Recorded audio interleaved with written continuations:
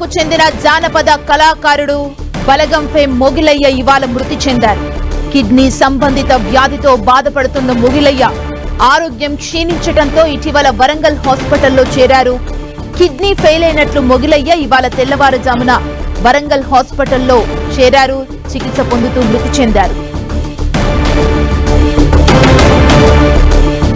బలగం మూవీతో తెలుగు ప్రేక్షకులకు దగ్గరైన మొగిలయ్య అందులో క్లైమాక్స్ లో భావోద్వేగ భరిత సాంగ్ ఆలపించి ప్రేక్షకుల హృదయాలను కదిలించారు. దీంతో ఆయన బలగం మొగిలయ్యగా గుర్తింపు పొందారు.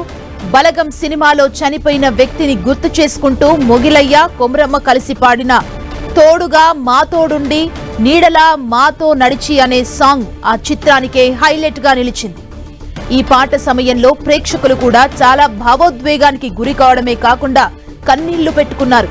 ఇప్పుడు ఆ పాట పాడిన మొగిలయ్య అనారోగ్యంతో మరణించడం ఇండస్ట్రీని కలిచివేసింది. ఇదే అంశానికి సంబంధించి మరింత సమాచారం మా ప్రతినిధి వెంకట్ అందిస్తారు. వెంకట్, బలగం మూవీలో తోడుగా మాతో ఉండి నీడగా మాతో నడిచే అనే పాట మూవీ అది మొత్తం సినిమాకి పెద్ద హైలైట్ అని చెప్పవచ్చు. సినిమా అంటే తెలంగాణలో వచ్చినటువంటి బలగం మూవీ ఈ సినిమా పెద్ద బ్లాక్ బస్టర్. అంత బ్లాక్ బస్టర్ హిట్ అవడానికి కారణమైనటువంటిది ఈ పాట.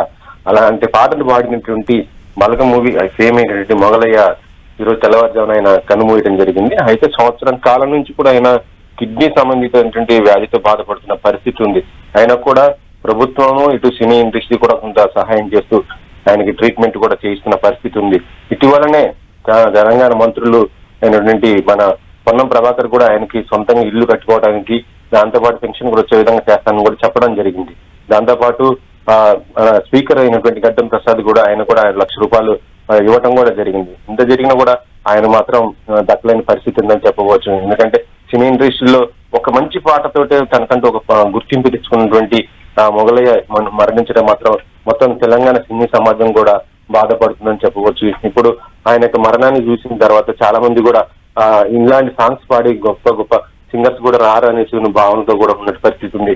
అయితే మొగలయ్య యొక్క మృతికి ఇటు చిత్ర పరిశ్రమ నుంచి కూడా ముఖ్యంగా ఈ బలగం సినిమాని నిర్మించినటువంటి దిల్ రాజు గాని డైరెక్టర్ వేణు ప్రతి ఒక్కరు కూడా తమ యొక్క తీవ్ర సంతాపంగా వ్యక్తం చేస్తున్న పరిస్థితి అయితే ఉంది. సుమా, థ్యాంక్ యూ వెంకట్.